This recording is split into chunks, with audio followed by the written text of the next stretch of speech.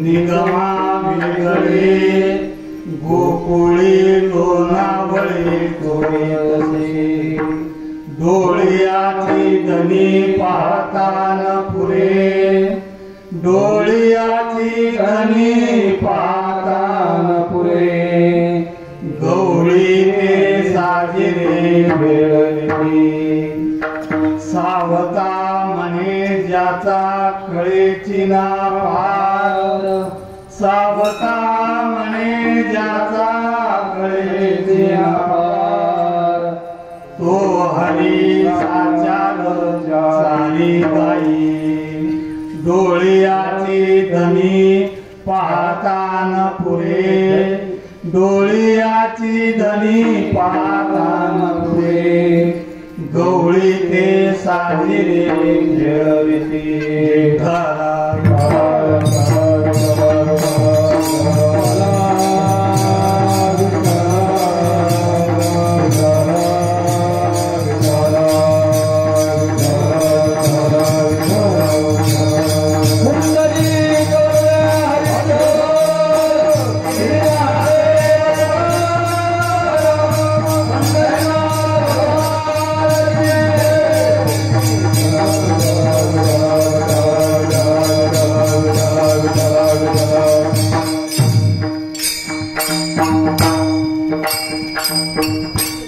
गलदान गंडम नीलाद्रुंगखंडम चलचारुषुंडम जगत्रानशौंडम लसद्रंतकांडम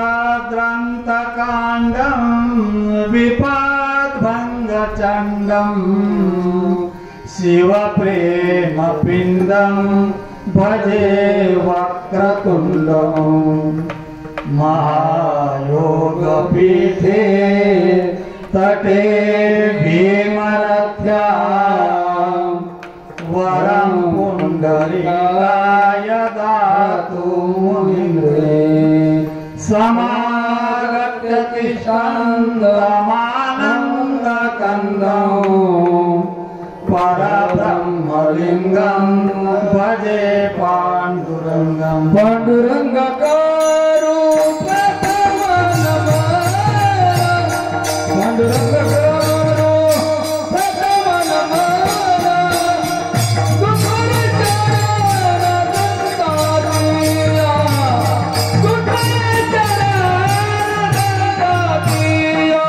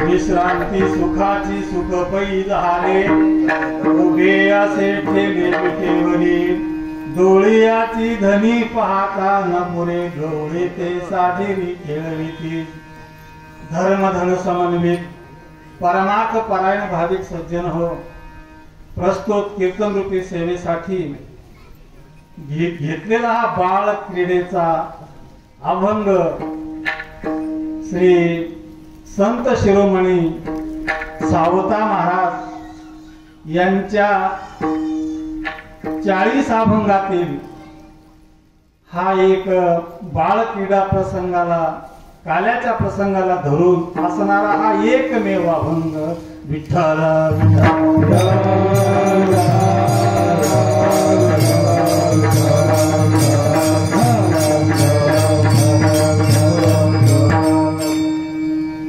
संत सावता महाराजांचा गाथा फक्त 40च अभंगाचा आहे आणि महाराजांच्या मुखारविंदातून श्रवलेले ते अभंग, ते शास्त्र ज्या वेळेला सर्वत होते त्यावेळेला त्या ठिकाणी असणारे काशीनाथ गुरव म्हणून होते. त्यांनी या 40 अभंगाचं संकलन केलं. वस्तुतः किती अभंग होते, काय होतं हे आपल्याला 700 वर्षाच्या पूर्वीचं डिटेल असं काही सांगता येणार नाही. पण आज आपल्या हातामध्ये जे अभंग मिळालेले आहेत ते फक्त 40च आहेत आणि त्या 40 अभंगातील एक अभंग काल्याच्या प्रसंगाला अनुसरून आहे आणि हाही अभंग सेवेसाठी घेतलेला अभंग बाल क्रीडा प्रसंगाला अनुसरून असलेला हा काल्याचा 4 चरणाचा अभंग. विठ्ठल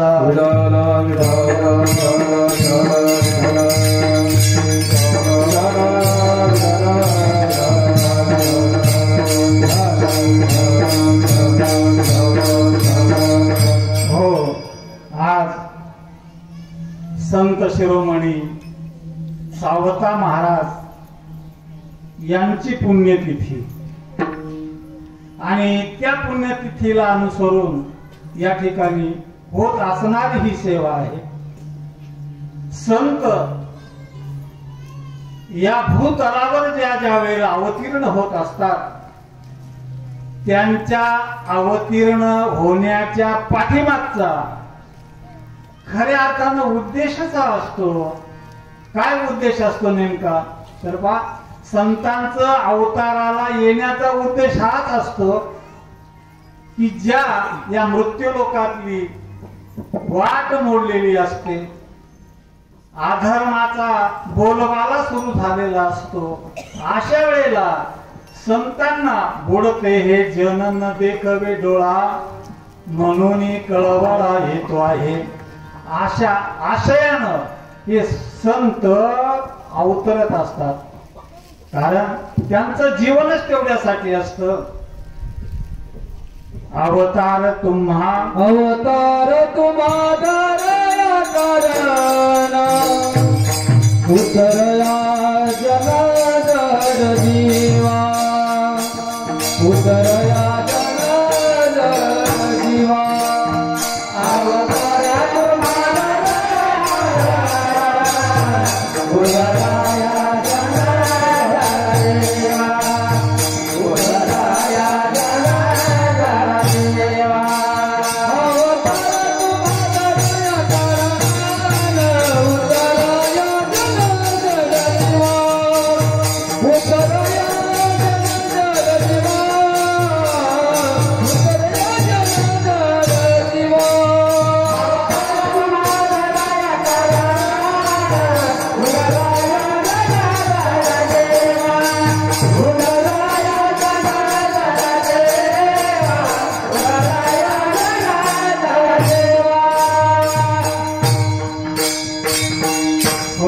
संतांचं अवतार कार्य असतं आणि त्या अवतार कार्याला अनुसरूनच श्री संत शिरोमणी सावता महाराज प्रगट झालेले आहेत. आपल्या सर्वांना विदित आहे की सावता महाराजांचे आजोबा ज्यांची भगवान पांडुरंगावर नितांत श्रद्धा होती, निष्ठा होती आणि त्यांचं मूळचं राहण्याचं त्या सांगलीच्या जवळ असणारं गाव आहे. परंतु त्या काळामध्ये काही मुघल साम्राज्याच्या अतिरेकपणामुळं त्यांना ते गाव सोडावं लागलं आणि ते आरण गावी आलेले आहेत. बघा, आरणगाव हे पंढरपूरच्या ज्याला आपण परिसर म्हणतो त्या परिसराअंतर्गत असणारं हे गाव आहे. गावाचं नाव जरी आरण आहे, आरण शब्दाचा अर्थ असा आहे की अ म्हणजे नाही आणि जिथं रणच उरलं नाही ते आरण. विठ्ठल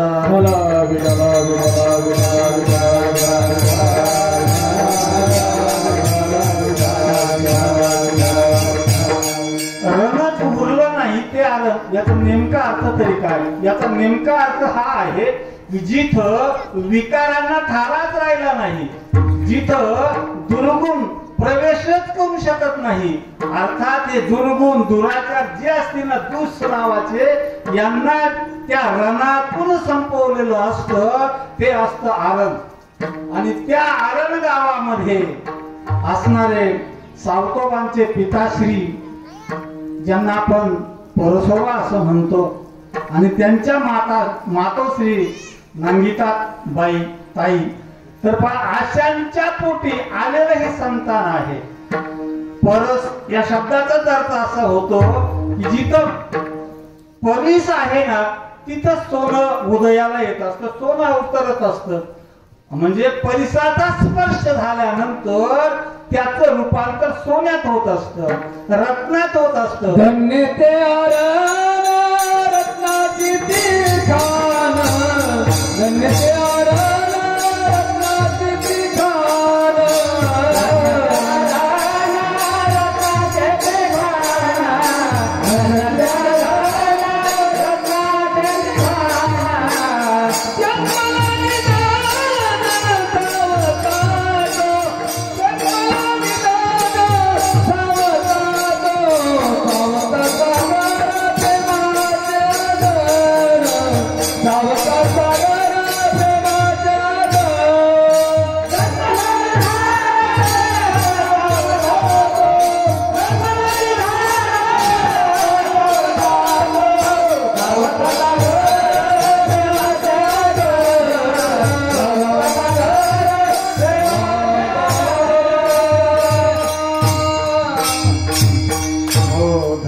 ते आरण रत्नाची ती खान. बघा, संत सत्पुरुष जिथं म्हणून अवताराला येतात ना, तो देश धन्य असतो, तो काळ धन्य असतो, ती भूमी धन्य असते, सगळ्यांना धन्यता प्राप्त झालेली असते. कारण त्या ठिकाणी प्रत्यक्षात संत भगवान प्रगट होणारे असतात. म्हणून धन्य ते आरण रत्नाची ती खान. रत्नच आहे तिथे त्या खाणीमध्ये, त्या भूमीमध्ये. आणि त्या अशा रत्नांमध्ये जन्माला निधान सावता तो. बघा, हा निधी, हा सावता त्या ठिकाणी जन्माला आला. बघा, त्यांना जन्माला येण्या अगोदर त्यांचे पिता आणि माता भगवान पांडुरंगाकडे जायचे. बघा, संतांचं जीवन असंच असतं. उगीच संत कुणाच्या घरामध्ये पोटी जन्माला येत नाही, त्यासाठी अगोदरच्या काही पिढ्यांची त्यामध्ये आवश्यकता असते. आणि म्हणून यांच्या आजोबापासून बघितल्यानंतर ज्यांच्या वंशामध्ये पांडुरंग रायांची भक्ती होती, आणि त्याच भक्तीला अनुसरून या ठिकाणी बघा, हे सावता महाराज ज्या माता पित्यांच्या पोटी जन्माला आले ना, ते माता पिता धन्य आहेत. धन्य त्याची माता, धन्य त्याचा पिता. आई वडिलांना धन्यता आहे त्या ठिकाणी. कारण आई वडिलांनी असंच काही केलेलं असतं की अशा संतानाची प्राप्ती त्यांना होत असते.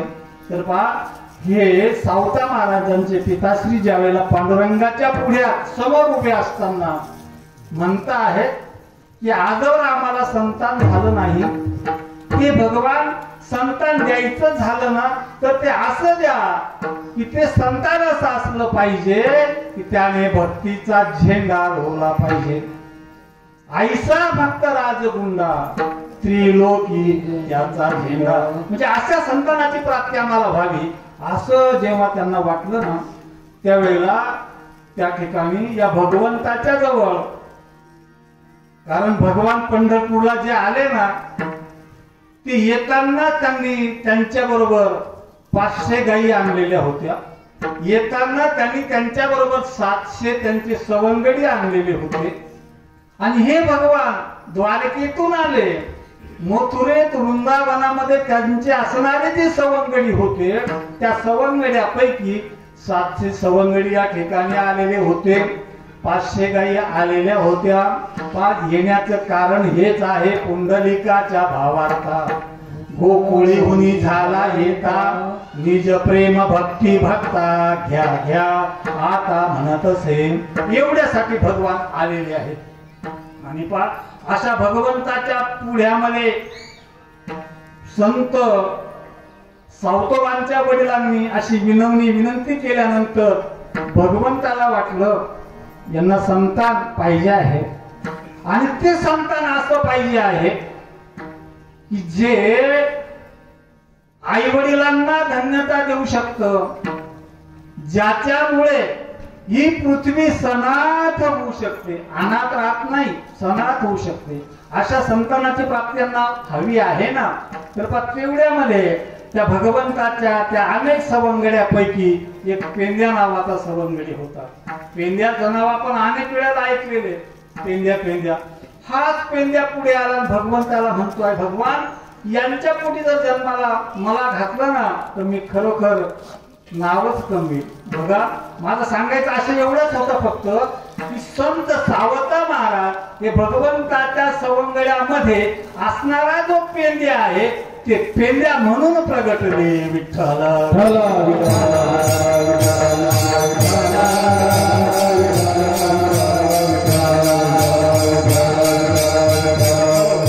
बघा हा पेंद्या द्वापार युगातला भगवंताच्या बरोबर असणारा हा पेंद्या आहे. आपण या अगोदर जर विचार केला बघितलं ना आपल्याला माहिती आहे की वैदेही जनक राजा. बघा वैदेही जनक राजा. अहो त्या वैदेही जनक राजाचं वैशिष्ट्य एवढं आहे, राजा आहे तो पण त्या राज्याची अजिबात त्यांना चिंता नाही, काळजी नाही, काहीच नाही. आणि जे सगळं काही करताय ते भगवंताच्या प्रित्यर्थ करताय. एकदा जनक राजाच्या दरबारामध्ये भागवत कथा चाललेली होती आणि भागवत कथा चालत असताना असा काही प्रसंगाला असं काही घडलं आणि कोणी सांगितलं या जनक नगरीला आग लागली म्हणे. कोणाला आग लागली? जनक नगरीला.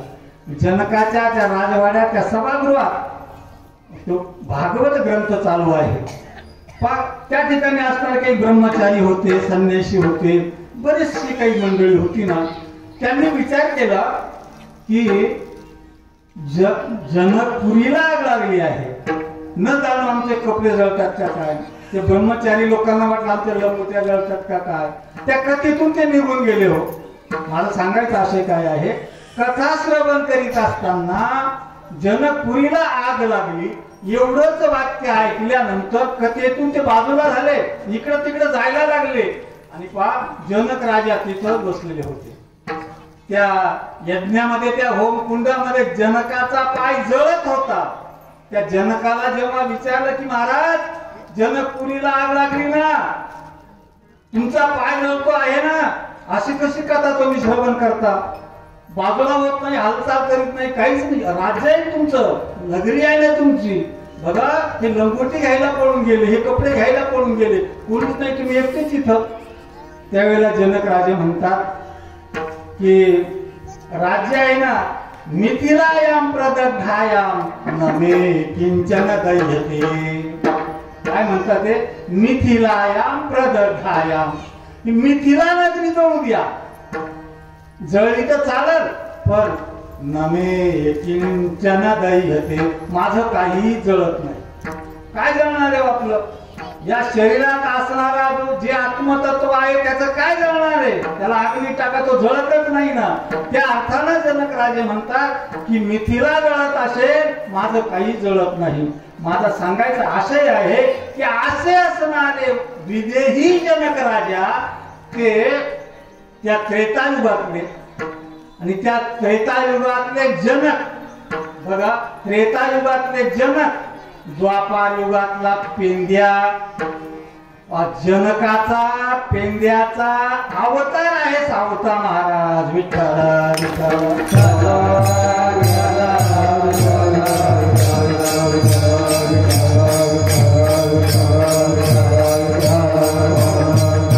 म्हणजे बघा प्रत्यक्षात सावता महाराज कोण? सावता महाराज त्रेतायुगातले जनक, विदेही जनक, द्वापार युगातले पेंड्या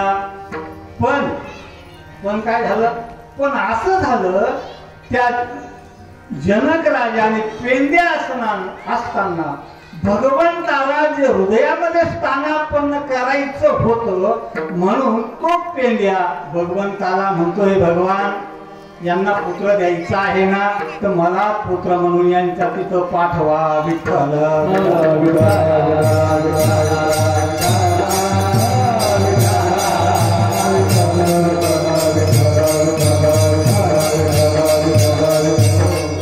आणि म्हणून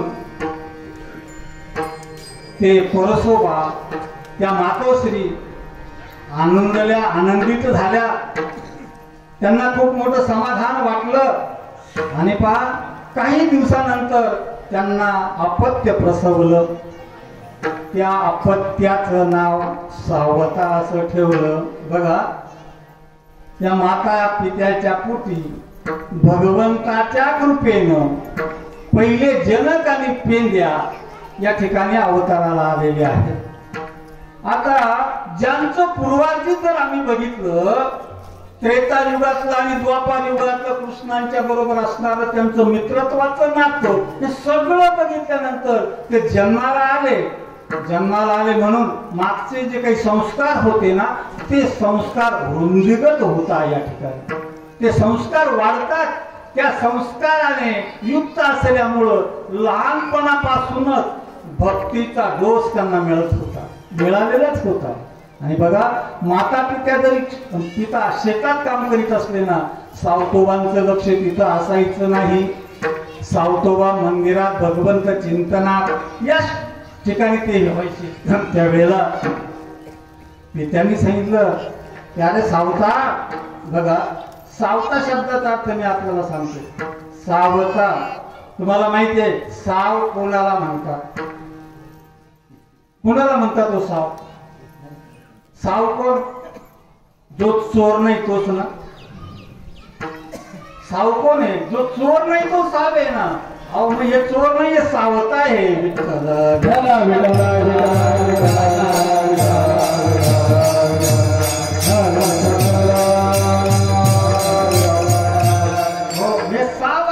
साव अंतःकरण आहे, यांचं शुचिभूत अंतःकरण आहे.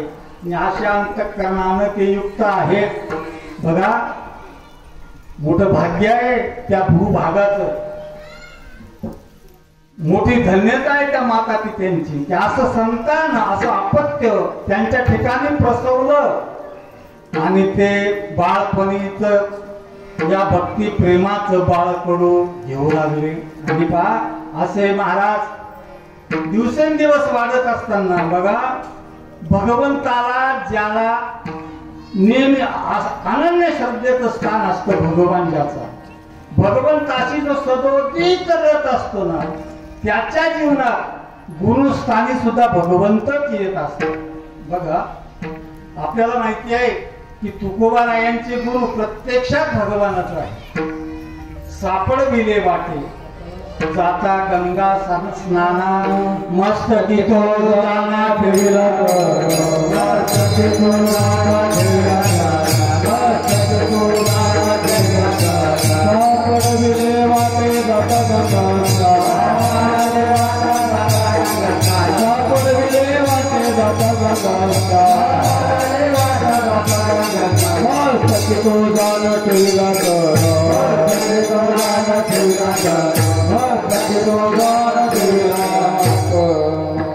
तुकोबारायांच्या जीवनामध्ये असे गुरु नाही मिळाले त्यांना. भगवंतच गुरु होऊन आले ना. बघा, भगवान गुरु होतात आपले.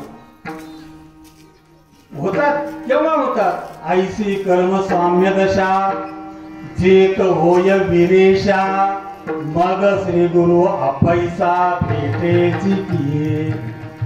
माऊली म्हणता आहे, त्याऐशी कर्म साम्य दशा जेत होय विरेशा, मग श्री गुरु अपैसा भेटेची की. श्री गुरु आपोआप येऊन भेटतात त्याला.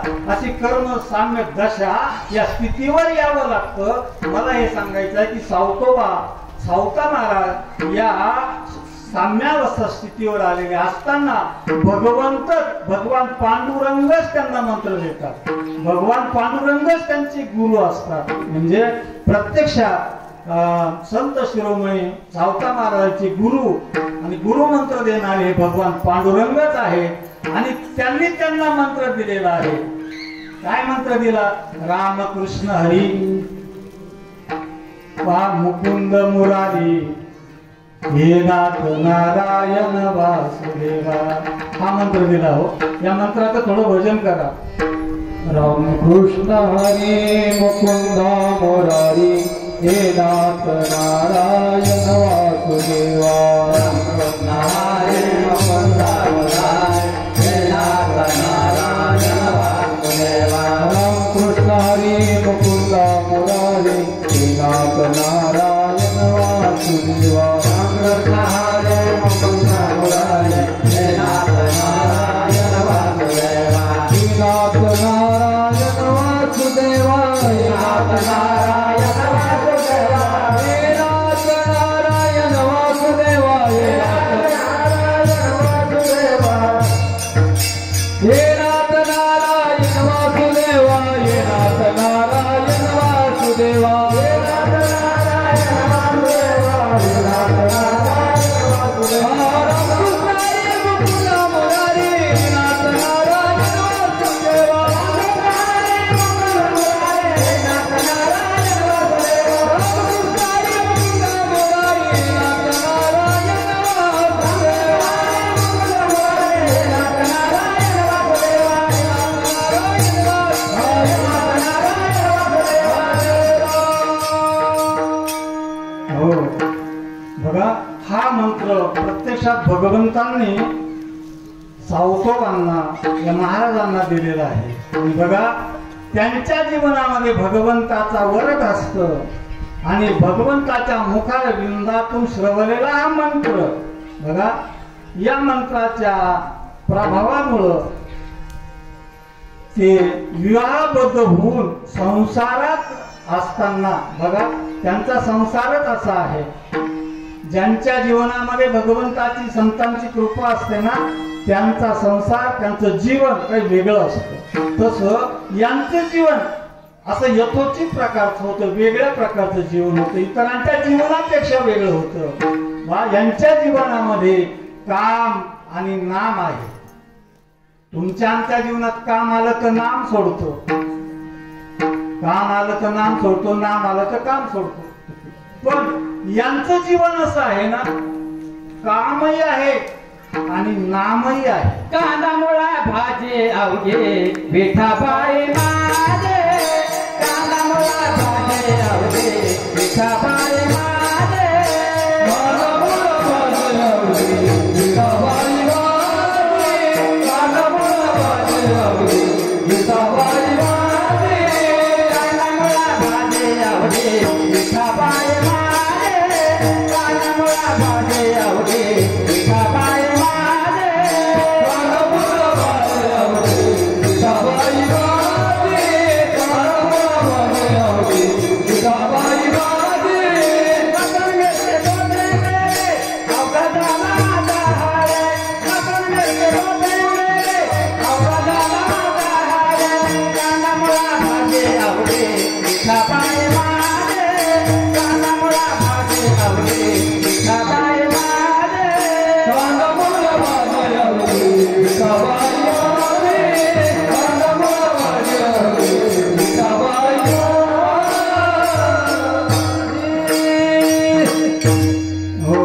त्यांच्या जीवनामध्ये कामही आहे आणि नामही आहे.